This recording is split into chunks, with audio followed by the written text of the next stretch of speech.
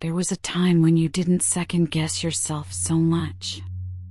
A time when your laughter was louder, your presence felt fuller, your wants were clearer. Maybe you've forgotten what that version of you looked like, the one who showed up without overthinking it, who felt things deeply without apologizing, who didn't dilute themselves to be accepted. But life happened. People happened. Disappointment happened.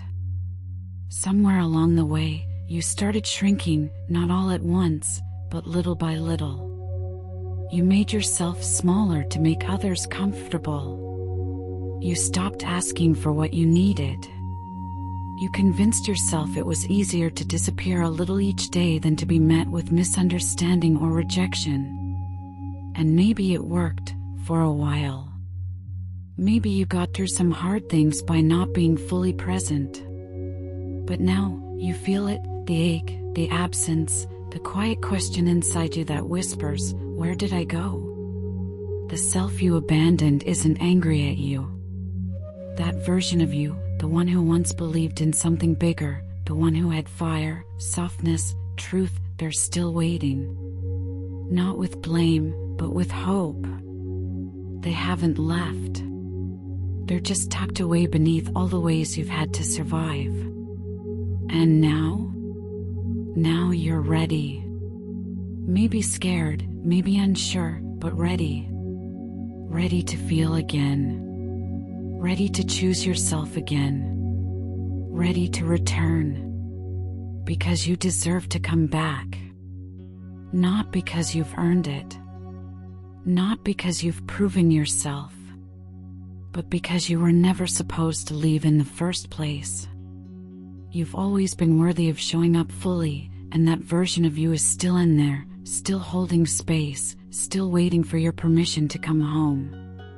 Before the world told you to be quiet, before the expectations hardened you, before life taught you to dim your light in the name of survival, there was a version of you that was so wildly alive. Maybe you were loud, or curious, or weird, or bold. Maybe you had a laugh that filled rooms. Maybe you cried easily and dreamed loudly and loved without hesitation. That version of you didn't second-guess their instincts. They didn't ask for permission to feel. They just were raw, real, unfiltered. And maybe the world didn't know what to do with that. Maybe your fire made people uncomfortable. Maybe your softness was misunderstood. So you tucked it away, piece by piece. You told yourself it was safer to be palatable than powerful. But that version of you? They haven't disappeared. They're still there. Beneath the layers. Beneath the masks. Beneath the silence. You don't need to go digging to resurrect them. You just need to remember. Gently. Softly. Start with the things you used to love, the music, the colors, the stories, the way your body used to move when no one was watching. Start with the moments where you used to feel most you. Let your memories be breadcrumbs. Let them lead you back. Because the version of you that came before isn't gone, they've just been waiting. Waiting for you to look their way. Waiting for you to say, "I miss you. I'm sorry I left you. Let's start again." And you can. Right now. No matter how long it's been. The self you abandoned still remembers the way home. All they need is your hand reaching back. It's a strange kind of ache to be disconnected from yourself. To move through your days on autopilot, doing everything you're supposed to, hitting the marks, fulfilling the roles, but feeling empty inside. You answer messages. You smile when expected. You cross things off the list. But there's a quiet hollowness behind it all, like you're watching someone else live your life. Like you've become a well-rehearsed version of yourself, but not yourself. And the saddest part? You don't even know when it started. All you know is that you wake up each day and something feels off, but you can't name it. You're tired, not just sleepy, but soul tired. The kind of tired that comes from suppressing your truth, from showing up as an edited version of who you really are just to stay acceptable. There's grief in that realization. Guilt, too. Guilt for letting yourself drift so far from your own center. Grief for the moments you abandoned your voice to avoid conflict. Guilt for how long you've stayed silent just to keep the peace. But disconnection isn't failure, it's a signal. A gentle, aching invitation to come back. To pause. To breathe. To admit to yourself that something isn't working anymore. You don't need to shame yourself for coping. Those behaviors were protective.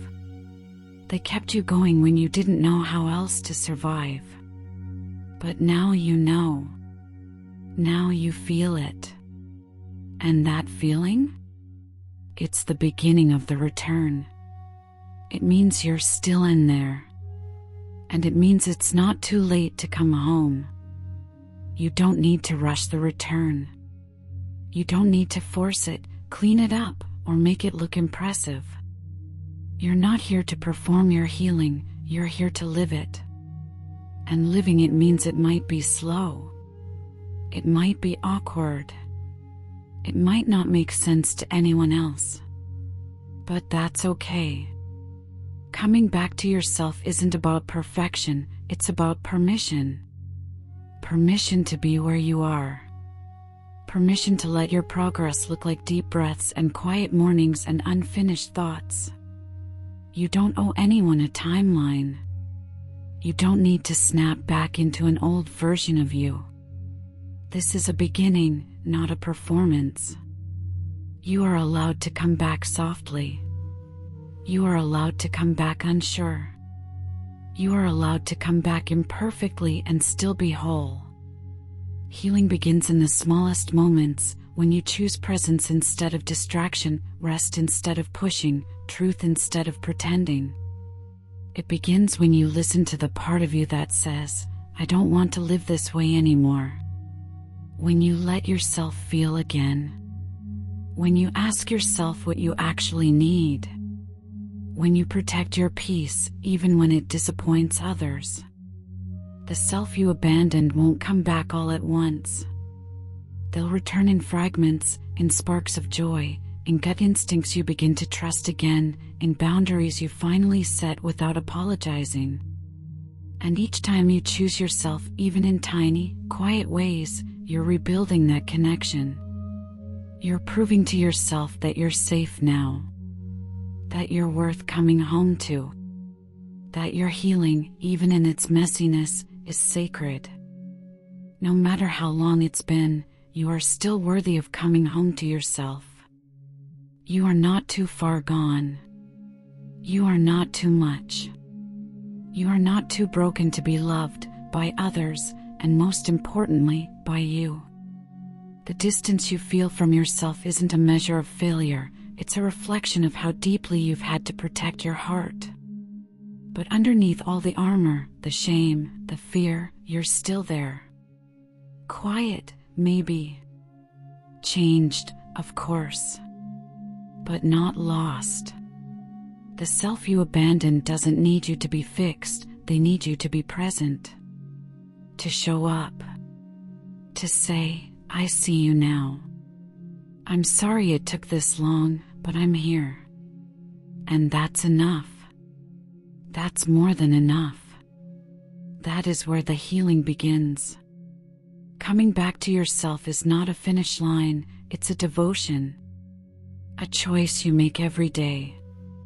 A whisper you speak every time you honor your own needs, every time you listen instead of dismiss, every time you stay instead of abandon. It's not about doing it perfectly. It's about doing it with care. With softness. With intention. You don't need to wait until you're healed, until you feel ready, until you've earned the right. The door has always been open. You've always been welcome. So if you're wondering when it's the right time to return to yourself, it's now. Come back. You are safe here. You are wanted here. You've always belonged here. And you're allowed to begin again as many times as it takes.